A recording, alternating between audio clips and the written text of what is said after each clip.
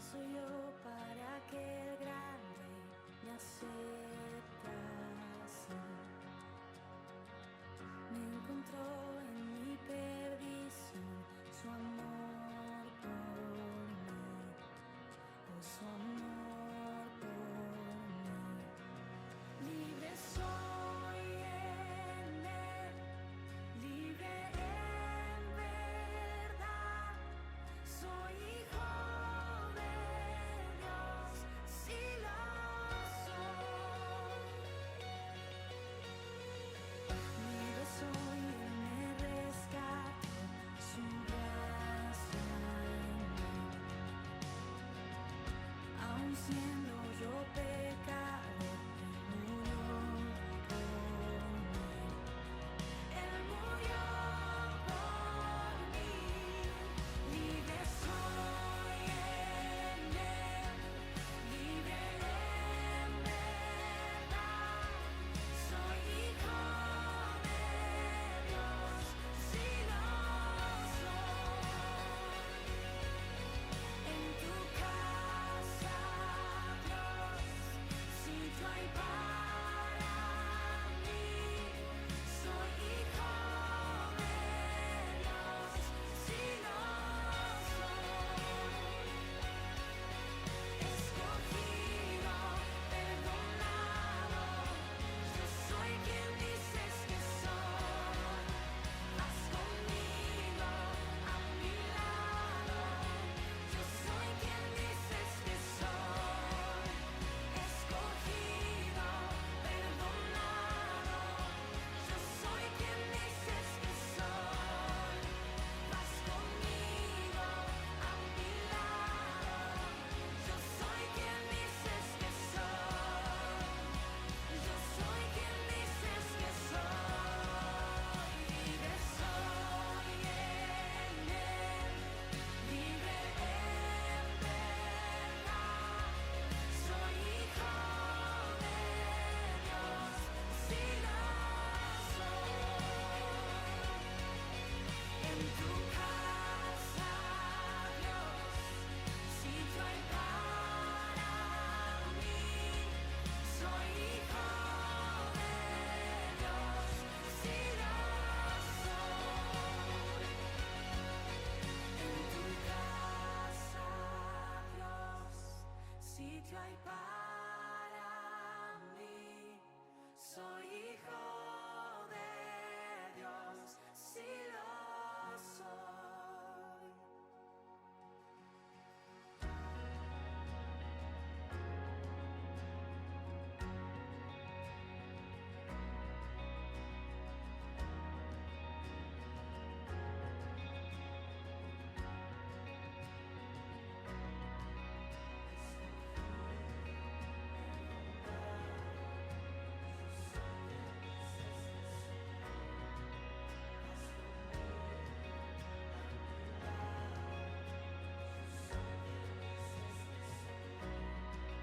Escogido, perdonado, yo soy quien dices que soy.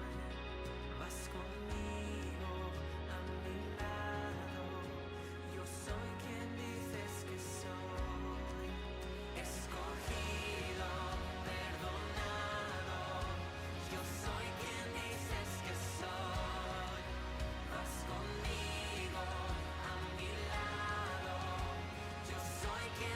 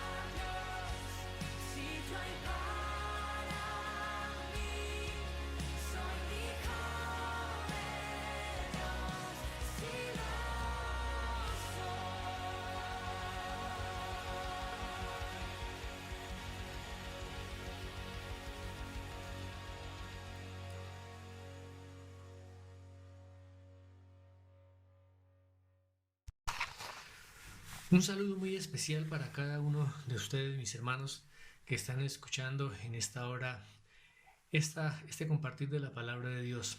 Sabemos que los momentos difíciles que está viviendo el mundo, eh, nosotros también los estamos experimentando, pero a pesar de que haya momentos difíciles, situaciones complicadas, sabemos quién es nuestro Dios, sabemos en quién hemos creído y en quién ponemos nuestra confianza.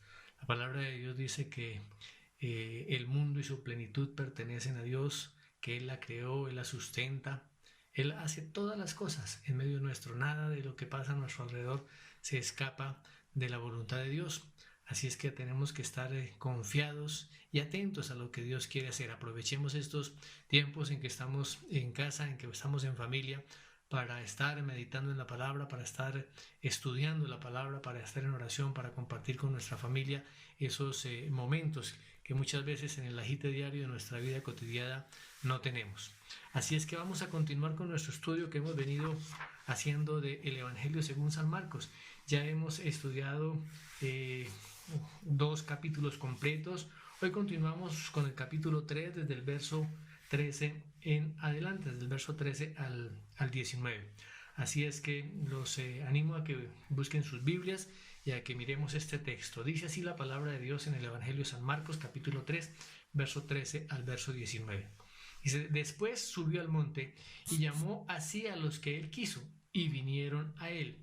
Y estableció a 12 para que estuviesen con él y para enviarlos a predicar, y que tuviesen autoridad para sanar enfermedades y para echar fuera demonios.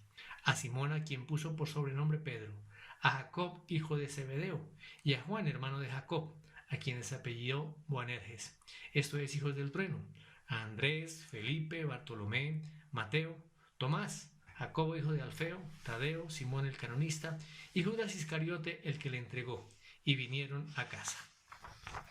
Antes de continuar, vamos a elevar una oración para que Dios, por medio de su Espíritu Santo, dé luz y entendimiento a cada uno de nosotros para que su palabra pueda caer en esa tierra fértil de nuestro corazón y de abundante fruto. Padre, en esta hora yo te doy gracias por cada uno de nuestros hermanos que está escuchando esta palabra. Rogamos, Señor, que el poder de tu Espíritu Santo esté sobre cada uno de nosotros, abriendo nuestro entendimiento y derramando de tu gracia y de tu sabiduría para que tu palabra, Señor, sea abierta delante de nuestros ojos, para que podamos comprender esas preciosas verdades, Señor, para que nuestros oídos sean abiertos a la palabra de verdad, a la palabra de poder, para que nuestros ojos, Señor, sean iluminados por esa luz del Evangelio de Cristo. Te lo pedimos, Padre, en el nombre precioso de Jesús, y te damos, Señor, muchas gracias. Amén. En ocasiones anteriores habíamos visto cómo Marcos nos relata y hace un resumen del ministerio del Señor Jesucristo. Pero aquí Marcos hace una transición entre la popularidad y el poder que el Señor Jesucristo estaba manifestando y se enfoca especialmente en un grupo selecto de discípulos. Y estos son 12 hombres, de los cuales ya algunos de ellos habían sido presentados por él en los capítulos 1 y en los capítulos 2 del presente Evangelio. Y él, el Señor Jesucristo, los llamó de manera personal, los escoge y los aparta como sus apóstoles, que serían sus representantes, los representantes legales y los embajadores del reino de Dios aquí en la tierra para el tiempo que él, después de que él se fuera. Y cuando el Señor Jesús seleccionó a los 12, estaba también haciendo una declaración de juicio sobre la incredulidad de Israel. Se suponía que los líderes religiosos, los guardianes del judaísmo, debían ser aquellas personas que llevaran y orientaran al pueblo en una búsqueda del Señor, en una obediencia a Él, orientarlos en la venida del Mesías. Pero tristemente estos guardianes del judaísmo rechazaron por completo al Señor Jesucristo. Los saduceos se resintieron con él por limpiar el templo y por desenmascarar todo ese sistema de avaricia, todo ese sistema de corrupción que ellos mismos tenían montados en el templo. Para los que quieran profundizar un poquitico más, eso se encuentra en el Evangelio de Juan en el capítulo 2, del verso 14 al verso 18. De igual manera también los fariseos y los escribas, Querían matarlo. ¿Por qué? Porque se oponía a la observancia del día de reposo, ¿cierto? Y porque afirmaba una igualdad con Dios. Y también estaba ahí un grupo político que eran los herodianos, que estaban de acuerdo en desaparecer a Jesús porque era un agitador que debía ser eliminado. Entonces los dirigentes religiosos de Israel rechazaron al Hijo de Dios. ¿Y qué hizo Dios? Dios los rechazó a ellos. Tanto los escribas como los fariseos y los saduceos habían demostrado que eran indignos para pastorear a Israel como el Señor lo había mencionado. Y lo vamos a mirar en el capítulo 34 del libro de Ezequiel. Dice así la palabra del Señor. Vino a mí la palabra del Señor diciendo: Hijo de hombre, profetiza contra los pastores de Israel. Profetiza y di a los pastores: así dice el Señor Dios. Ay de los pastores de Israel, que se apacientan a sí mismos. ¿No deben los pastores apacentar el rebaño? Coméis la grosura, os habéis vestido con lana, degolláis la oveja engordada, pero no apacentáis el rebaño. Las débiles no habéis fortalecido, la enferma no habéis curado, la perniquebrada no habéis vendado, la descarriada no habéis hecho volver, la perdida no habéis buscado, sino que las habéis dominado con dureza y con severidad. Y han sido dispersadas por falta de pastor, y se han convertido en alimento para toda fiera del campo y se han dispersado. Mis ovejas andaban errantes por todos los montes y todo collado alto. Mis ovejas han sido dispersadas por toda la faz de la tierra, sin haber quien las busque ni pregunte por ellas. Por tanto, pastores, oíd la palabra del Señor. Vivo yo, declara el Señor, ya que mi rebaño se ha convertido en presa, que incluso mi rebaño se ha convertido en alimento para todas las fieras del campo por la falta de pastor, y que mis pastores no han buscado mis ovejas, sino que los pastores se han apacentado a sí mismos y no han apacentado mi rebaño. Por tanto, pastores, oíd la palabra del Señor. Así dice el Señor Dios: He aquí, yo estoy contra los pastores y demandaré mi rebaño de su mano y los haré dejar de apacentar el rebaño. Así los pastores ya no se apacentarán más a sí mismos, sino que yo libraré mis ovejas de su boca y no serán más alimento para ellos. Definitivamente Dios descartó a los líderes religiosos, tanto fariseos como los escribas y los saduceos, para que fueran los pastores del pueblo de Israel.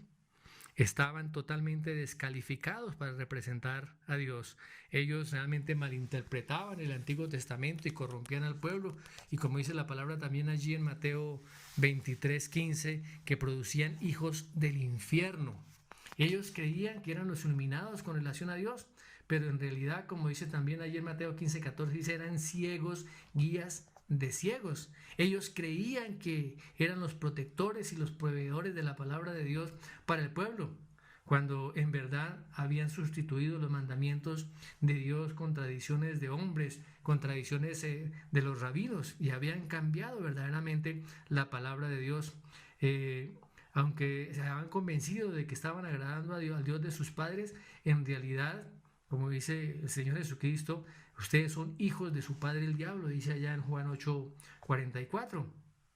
Y realmente no era Jesús quien pertenecía a Satanás, sino que eran ellos los hijos de Satanás. Y pues era evidente que debían ser retirados, que debían ser quitados de ese cargo honorífico que el Señor les había dado como pastores de Israel. Por eso el Señor Jesús escogió a un grupo de 12 hombres comunes y corrientes, hombres que no eran nada especiales, ninguno de los cuales salió de ese sistema religioso, lo cual era una afrenta pues para ellos mismos, para todo el sistema. Y el número 12 tampoco fue arbitrario ni accidental. Fijémonos que el número 12 representa un número clave en el reino mesiánico. Estos 12 hombres recibirían la responsabilidad de gobernar a cada una de las 12 tribus de Israel. Lo podemos ver en citas como Lucas capítulo 22 del versos 28 al 30 o en Apocalipsis 21 del 12 al 14. Así para que los estudiosos y los que están tomando nota puedan tener algunos versos adicionales para lo cual puedan estudiar. Muy bien. ¿Qué hizo Jesús al escoger estos 12 apóstoles? Fíjense que él estaba enviando un mensaje a los líderes de Israel de que estos estaban espiritualmente descalificados, que estaban excluidos del reino de Dios. Pues el mismo Señor Jesucristo los enfrentó en múltiples ocasiones, tanto espiritualmente,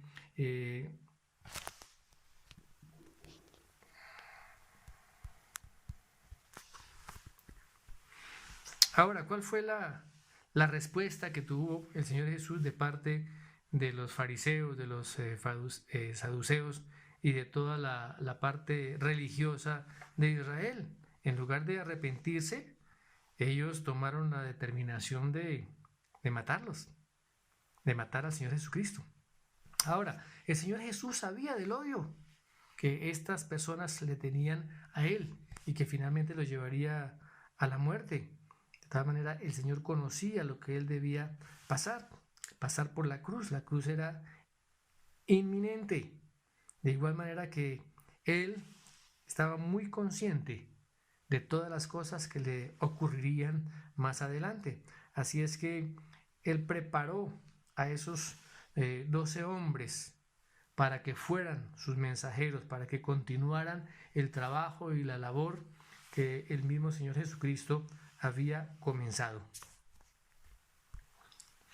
Ahora podemos mirar cuáles eran las características de estos hombres. Podemos ver que ninguno de ellos tenía una hoja de vida con alguna referencia que haya sido impresionante. Ninguno era religioso, ninguno de ellos tenía una formación que pudiéramos decir calificada para pertenecer a este grupo de hombres, ni eran socialmente personas importantes, pero fueron las personas que el Señor escogió, porque tanto el poder y la gloria pertenecen al Señor Jesús y Él escoge a los que Él determina. Él escogió a hombres humildes, los eligió, los entrenó y los envió para predicar el Evangelio del reino de Dios y para establecer la iglesia.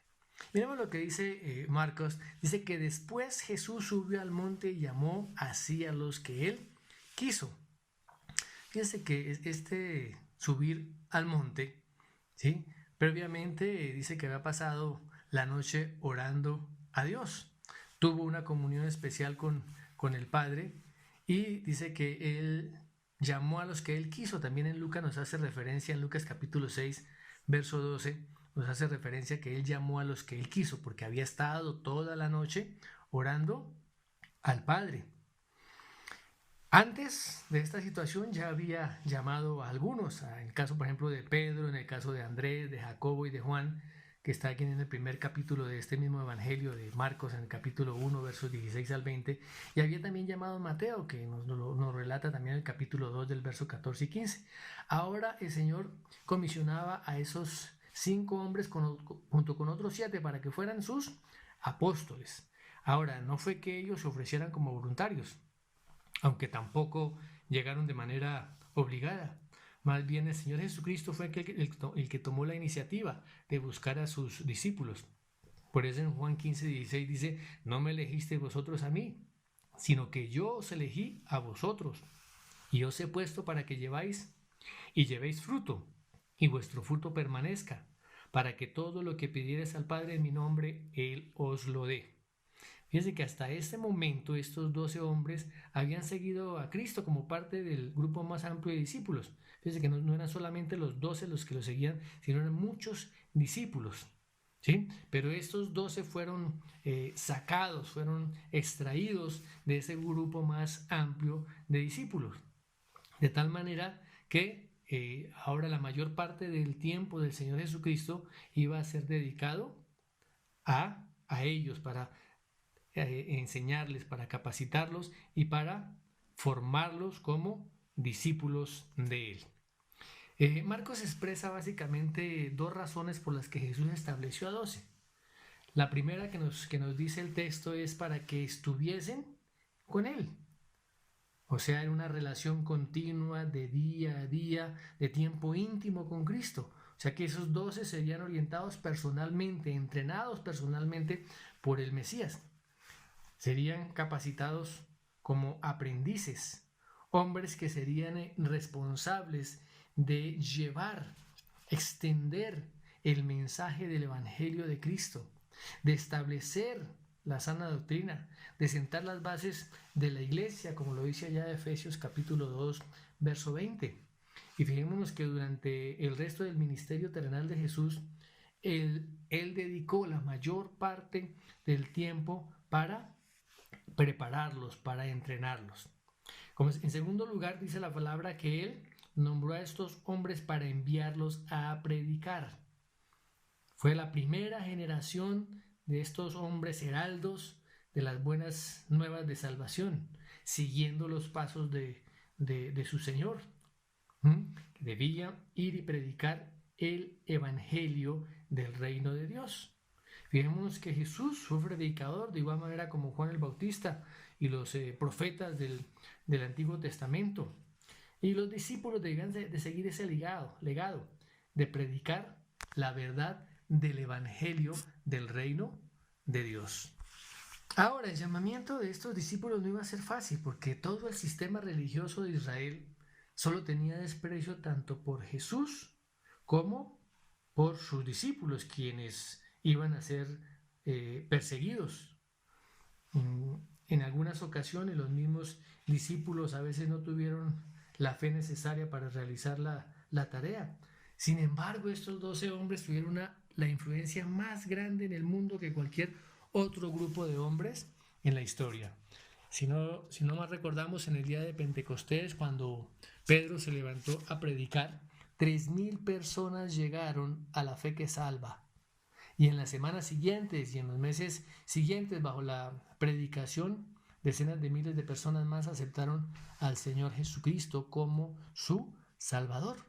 Ahora, ¿cuál es la explicación que pudiéramos tener de estas personas? Pues personas, discípulos, hombres que habían estado con Cristo y que ahora el Espíritu Santo los había fortalecido. Estos 12 hombres que Jesús escogió recibirían la responsabilidad de ser sus testigos. Fijémonos que allá en Hechos 1:8 el Señor hace una delegación sobre ellos. Dice: y recibiréis poder cuando venga sobre vosotros el Espíritu Santo y me seréis testigos en Jerusalén, en toda Judea, en Samaria y hasta lo último de la tierra. O sea, era una generación inicial como de misioneros. ¿Sí? Y allá en Mateo capítulo 28, verso 19 también dice que Él les dice que id y haced discípulos a todas las naciones. O sea que la iglesia misma sería edificada sobre este fundamento de los apóstoles y el fundamento de los profetas. Y dice la palabra que siendo la principal piedra del ángulo Jesucristo mismo, allá en Efesios 2:20. Y ellos, lógicamente, cumplirían su tarea por medio del poder del Espíritu Santo, quienes les recordaría las enseñanzas de Jesús, quienes les impartiría una nueva revelación de parte de su Señor. Básicamente la función del Espíritu Santo, como nos dice la palabra ya en el Evangelio de Juan, era recordar a sus discípulos todo lo que el Señor había dicho, enseñarles. El Espíritu Santo traía y revelaba a Cristo, tomaba de la gloria de Cristo y la revelaba. Es la función del Espíritu Santo en la vida de una persona. A través de estos 12 hombres, la palabra fue predicada, fue escrita la doctrina del nuevo pacto en las palabras que encontramos nosotros en el Nuevo Testamento para todas las generaciones posteriores. Ahora, estos 12 no comenzaron siendo predicadores. Vamos a mirar quiénes eran ellos. 7 de ellos eran pescadores. Uno era un cobrador de impuestos. Otro luchaba por la libertad. Ninguno de ellos había recibido algún tipo de formación teológica formal. Pero cuando Jesús se encargó de ellos, quienes habían empezado como simples aprendices o discípulos, se convirtieron en enviados o apóstoles. De tal manera que ellos fueron los embajadores de Cristo, fueron los representantes, fueron los heraldos del Señor. Y Él los seleccionó de manera soberana como Él quiso y les enseñó personalmente, los transformó radicalmente y los facultó con el Espíritu Santo para ir y realizar la tarea a la cual Él los estaba comisionando. Y fijémonos que como hijo de Dios, el Señor Jesús tenía toda la autoridad sobre todas las cosas. Y cuando Él eligió a estos 12, los delegó en ellos su autoridad para ser ellos sus emisarios, hombres que habían sido dotados con la autoridad delegada del mismo Mesías, para proclamar su palabra, para actuar en el nombre de Él, para actuar con su autoridad y para la extensión de su reino. Continúa diciendo la palabra allí en Marcos que Él también les dio autoridad para sanar enfermedades y para echar fuera demonios. En Mateo también 10:1 dice que Él les concedió poder para sanar toda dolencia. Toda dolencia. Jesús los dotó de autoridad tanto en el área física sobre las enfermedades como en el reino espiritual. Les dio poder para poder echar fuera demonios. Muy bien. Igual que ocurrió con el mismo Jesús, el mensaje de ellos era confirmado por las señales sobrenaturales que realizaron con el poder de Él.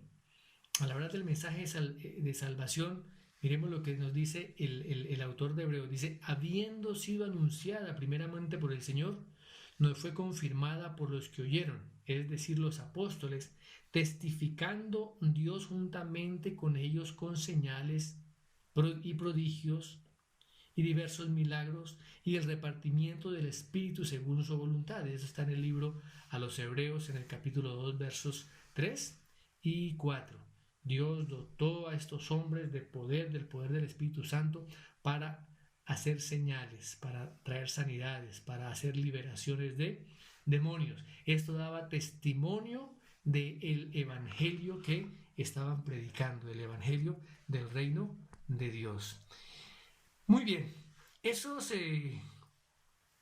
hombres, los nombres de estos 12 hombres aparecen escritos en 4 lugares de los evangelios del Nuevo Testamento. Del Nuevo Testamento. Dice, están en Marcos, si ustedes los quieren mirar con mayor detenimiento, primero Mateo, en Mateo 10, del 2 al 4, está en Marcos 3, 16 al 19, en Lucas 6, del 13 al 16, o en Hechos 1, 13, y también en Hechos 1, 26. Y fijémonos que en cada lista sus nombres vienen organizados como en 3 subgrupos. O sea, hay 3 grupos de 4 y casi siempre están en ese orden decreciente de intimidad con Cristo.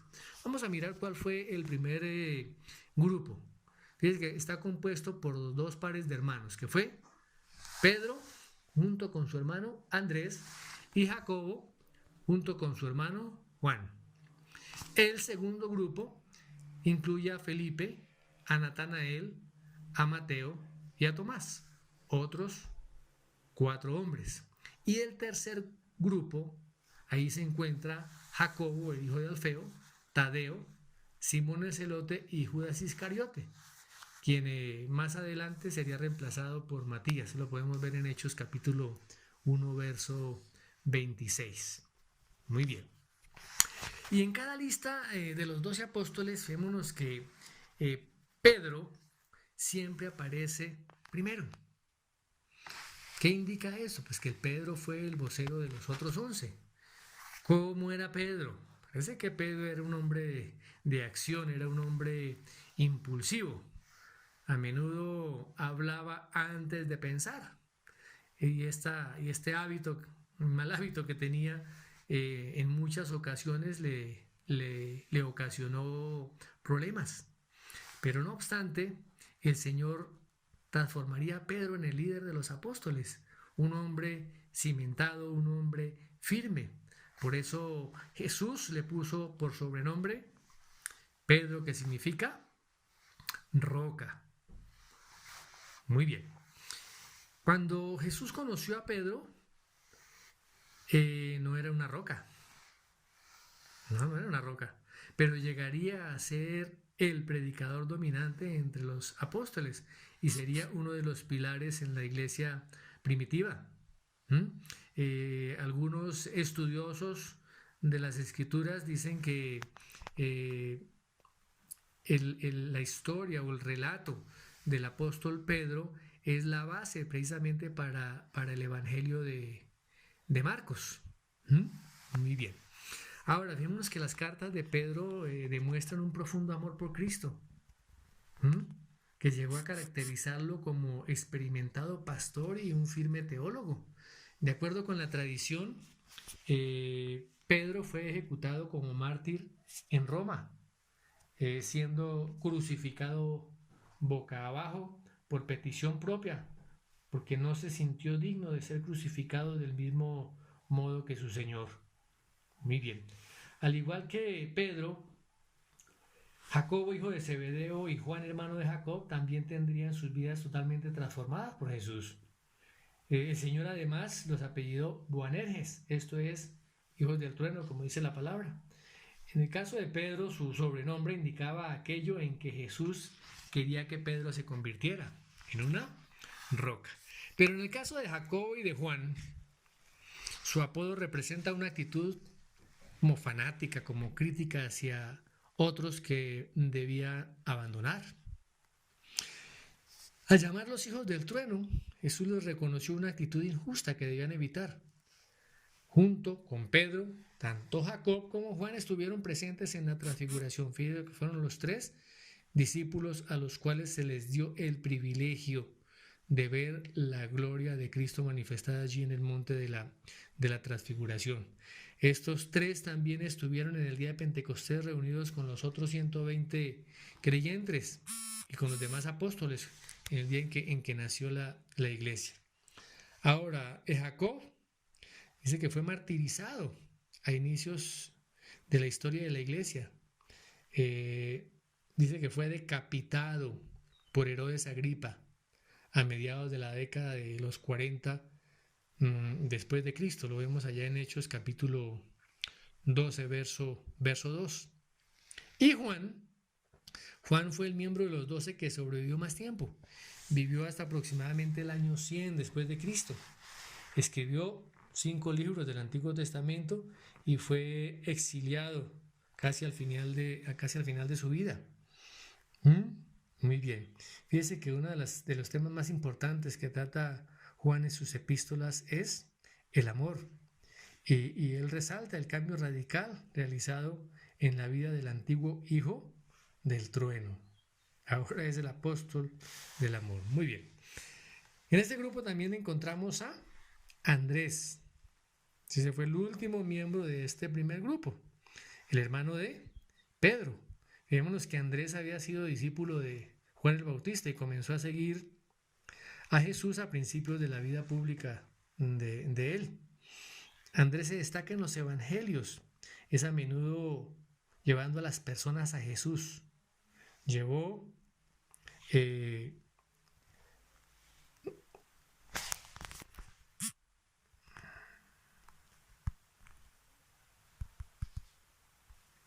llevó también a su hermano Pedro, estuvo en el momento en que el muchacho tenía los panes y los peces para presentarlos al Señor, o un grupo de griegos que querían ver al Señor. Siempre él estaba como trayendo las personas a Cristo.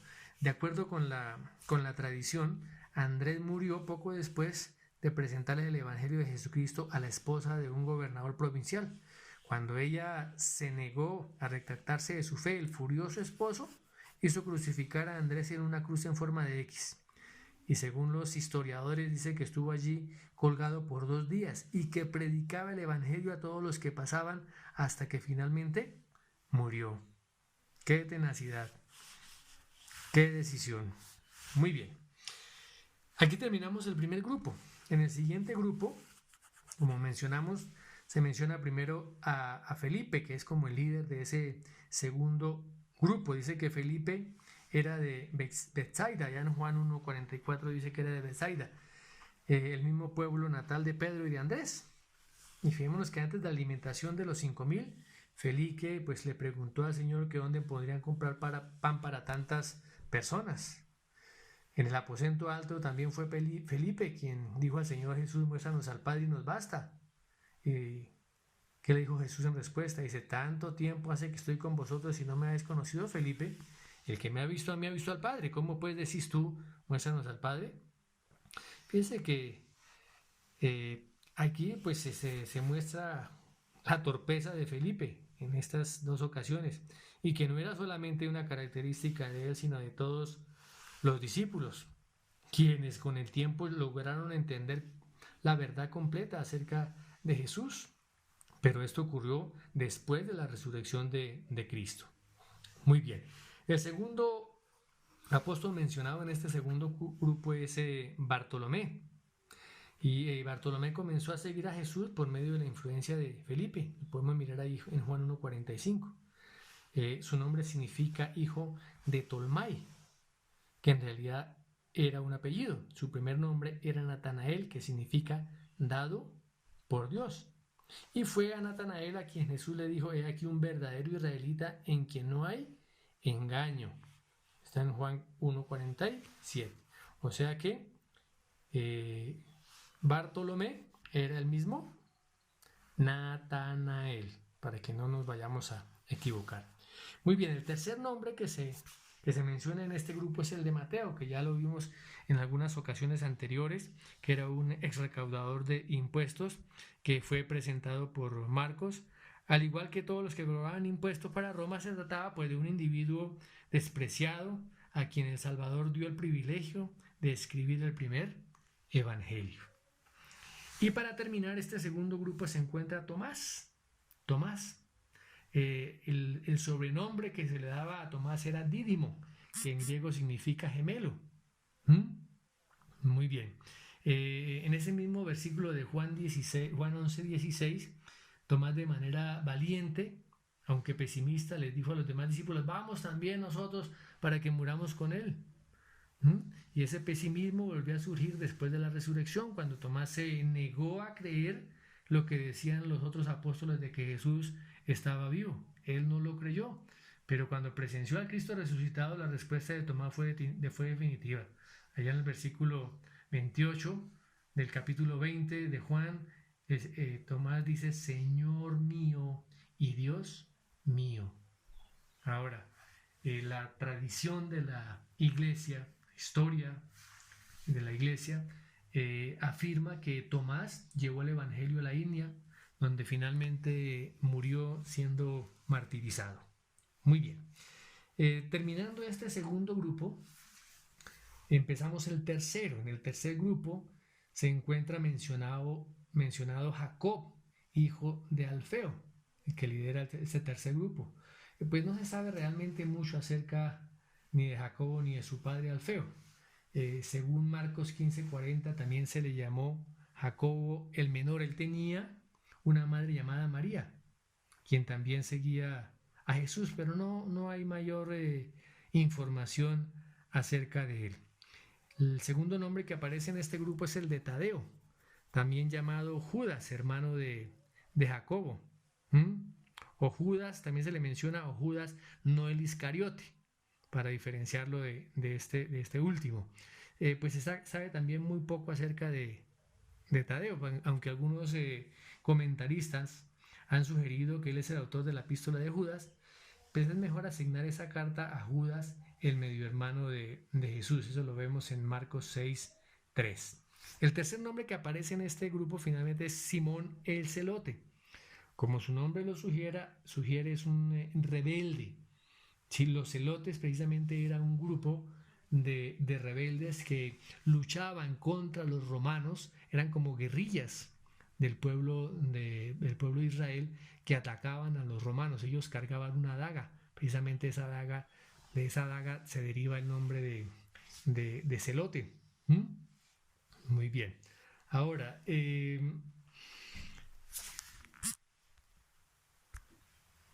el hecho de que Simón el Celote y Mateo, un recaudador de impuestos, fueran miembros de los 12, pues nos ilustra una diversidad muy grande en este grupo.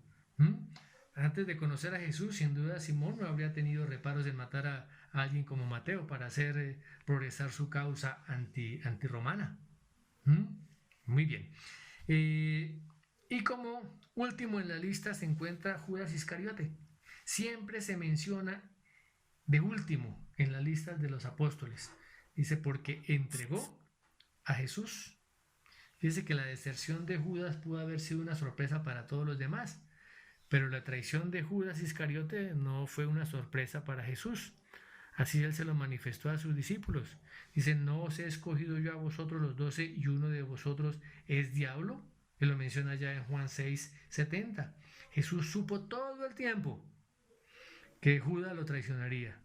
Es más, esa deserción fue parte del plan de Dios, como lo menciona ya Hechos 1 del 15 al 26. Ahora, desde el punto de vista humano, estos 12 hombres fueron unas elecciones bien extrañas, porque ya les digo, no tenían educación, no tenían ninguna formación religiosa, no tenían ninguna influencia. Sin embargo, desde el punto de vista de Dios, fueron la elección perfecta. Eran instrumentos débiles, instrumentos imperfectos, a través de quienes el poder divino se demostraría de una forma gloriosa. Y antes de que sus vidas acabaran, fueron usados por Dios para trastornar el mundo entero. Allá en Hechos, libro escrito por Lucas, Hechos 17:6 dice, son estos los que trastornan el mundo entero. Fíjese cómo Dios toma vasijas ordinarias para llevar a cabo grandes propósitos, para llevar a cabo su propósito sobrenatural, para manifestar su poder soberano. Así es como Marcos nos narra cómo fue esa elección. Y comienza y continúa también narrando los milagros que Jesús realizó. Fíjese que estos hombres a quien Cristo escogió, hombres comunes y corrientes, hombres a quienes Él transformó como fundamento de su iglesia. Ahora, cada uno de nosotros podemos mirar cada una de nuestras deficiencias, podemos mirar cada una de nuestras limitaciones y podríamos pensar, ¿por qué Dios me ha escogido a mí?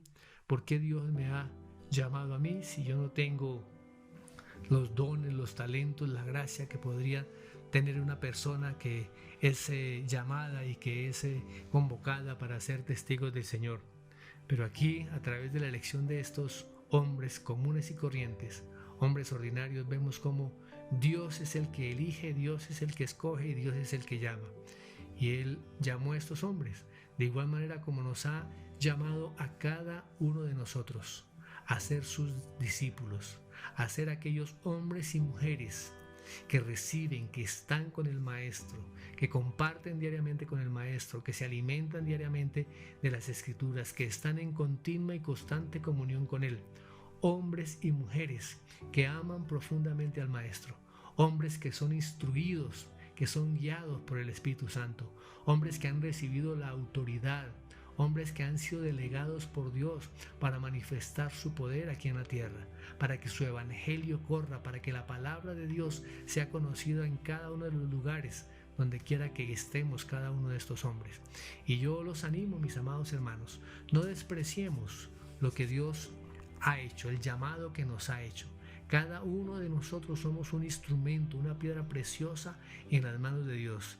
Dios nos está tallando, Dios nos está perfeccionando para ser esos testigos, para que de igual manera como lo hicieron sus discípulos, podamos transformar a todas aquellas personas que están alrededor nuestro, no por nuestra palabra o no por nuestro poder, no.